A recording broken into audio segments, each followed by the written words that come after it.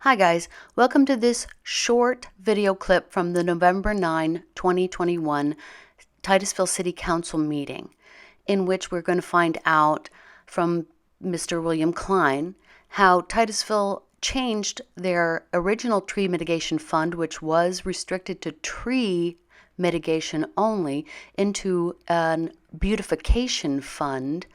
And Mr. Kline's going to ask a lot of really good questions about how that was done and why, and also about dying Indian River Lagoon and dead manatees, and how having signage that says we're a tree city and, the beautiful lagoon and all that isn't the same as actually having trees and a healthy lagoon.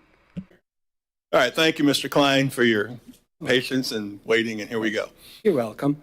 I'm Bill Cline, 3 Indian River Avenue, Titusville, Florida.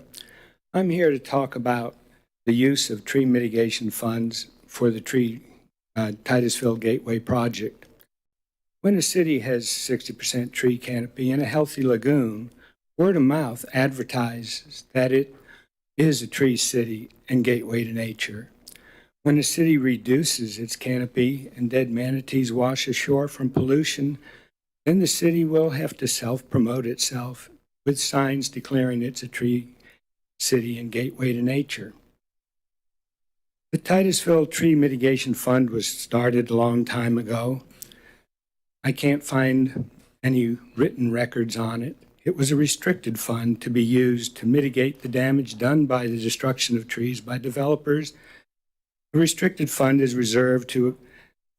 reserve account that contains money that can only be used for the specified purpose. Titusville had more than 40% tree canopy when the City Council passed the Tree Mitigation Fund as a restricted budget item to mitigate the environmental damage. City Council changed the Tree Mitigation Fund on December 11, 2001 to a Beautification Fund for promoting more growth and more development. They ignored the original restrictions of planting trees. Titusville wrote a 3-year contract after that with Kimley Corn and Associates to provide any engineering architectural project up to $2 million and any engineering services up to $200,000 so that they would not have to go out for competitive bids. Titusville City Council is now planning to use all of the tree mitigation funds to pay for the no-bid landscape, gateway, and signage project to promote future growth and not mitigate any damage that has been done. I have many questions which aren't necessary to answer now, but I think should be looked into.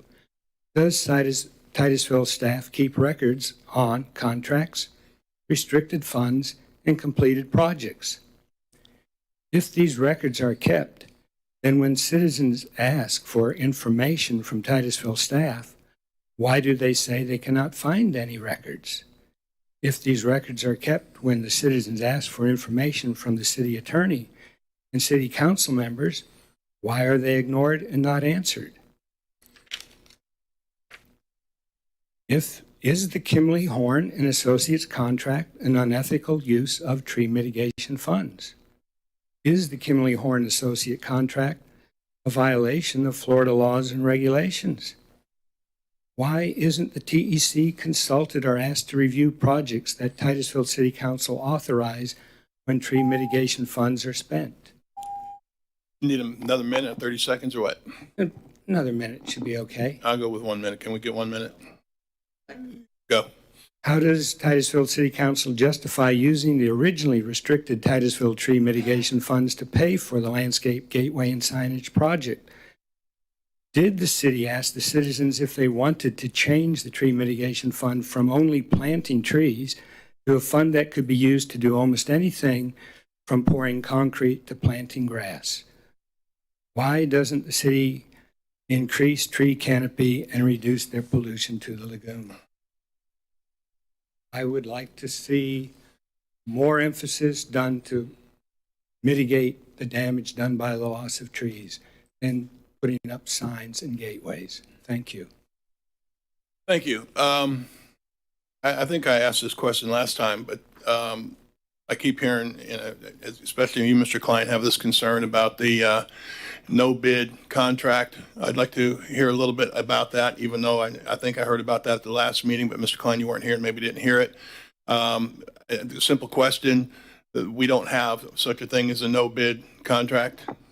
Correct. You can't bid consultants. It's against this Florida statutes to bid a consultant by price. So the landscape architect services were put out an RFP with all of our engineering consultants. They were selected. There are actually 2 vendors put in for it. They were picked on qualification only.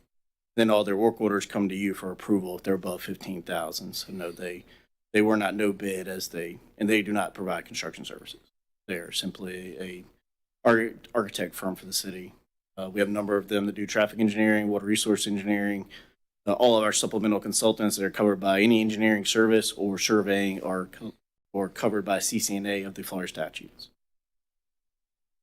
So just to reiterate, there is no such thing within the city or within the state of a no bid, one bid contract.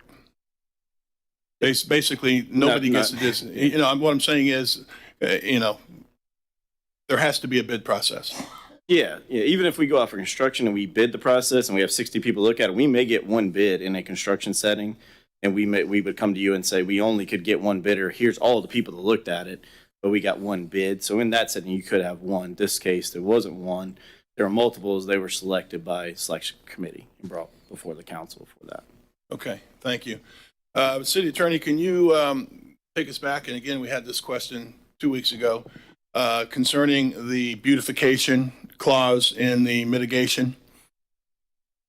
Yes, sir. I do not have the resolution in front of me. I had it at the last meeting. Yes, you did. Maybe 2001. And that money has to be used to beautify publicly owned land. So that's correct. The money would not be used for signage or things of that nature. It'd have to be used for the landscape and the beautification of publicly owned land.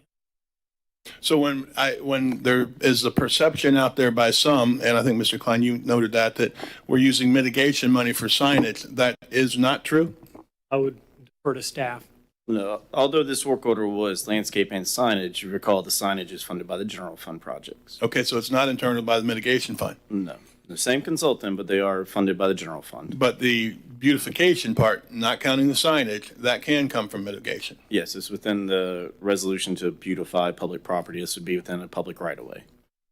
Okay, those are two of the three main things I think you wanted to hear. But the other thing that you said to me that I don't think I knew was that this the mitigation ordinance, whatever we want to call it, was changed in 2001 to a beautification.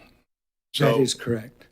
yeah, okay, and I don't know that's correct, and I'm not going to put you guys on the spot to know what year it came in, but that makes a little sense to me that some of the concerns about mitigation, 2001 was long before I got here. So, but we can certainly keep talking and get to where we need to be. But I really think it's important that we realize that the bid process is fair, it's controlled, it's the way it needs to be, the way you just explained it, and the beautification does not use mitigation funds for signage, just for plants, perhaps not the trees. And I'll go ahead and ask this last question. We always replace at least a certain percentage of trees with tree mitigation funding, correct?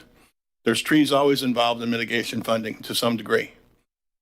Meaning, I don't know the percentage, but I would certainly. We have put trees in. The Sandpoint Park project used mitigation funds. Some of the landscaping on the splash park, which were trees, were use of the landscape funds were for that. Both public areas, public Absolutely. property, and beautification, yes. And absolutely, I think we'd all say that's important. Member Jordan. Yeah, just to clarify, Mr. Cline talked about the contract with the consultant. Those are IDIQ contracts? Yeah, they responded to a request for proposal for continuing services. Okay, So and they're that durational needs to be contract. real clear, because when you have IDIQ, you don't know what you're going to get. You know, you got to wait for the customer to say, I need you to do this next. So there's nothing wrong with that. The government uses it all the time. Matter of fact, anybody in business don't like to use it a lot, but it's out there. And that's what we use for this, because you just don't know what we're going to be asking them for. Yes. But they're under contract to do what what we asked them.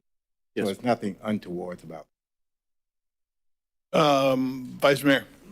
I just wanted to point out, we talked about restricting some of the funds for trees only, but we had already talked about this project and this was set in motion. So we felt like we needed to go ahead and finish this and then go back and talk about what percentage of that funds is only for trees.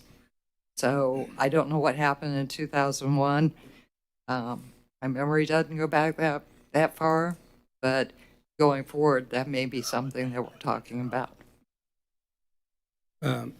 Then if I reissue the questions I have specifically, can I get some answers? Because one of the questions I asked was, when did the fund change?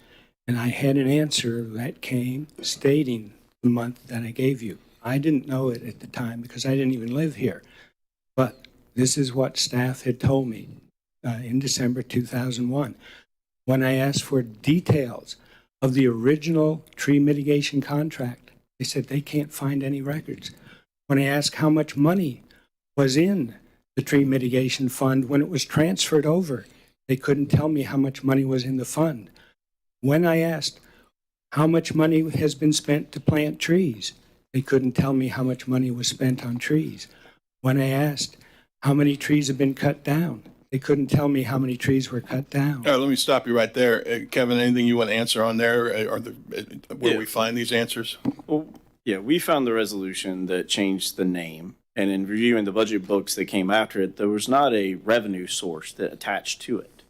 So our speculation was it could have been a named fund in the code that never had a revenue source, and they changed the name. Again, this is my interpretation because it was 20 years ago, but I can look at the budget book for the following year, which recognized all our revenues, and there wasn't a revenue coming to that restricted fund. So to me, that would say that fund didn't garner any tree mitigation that year.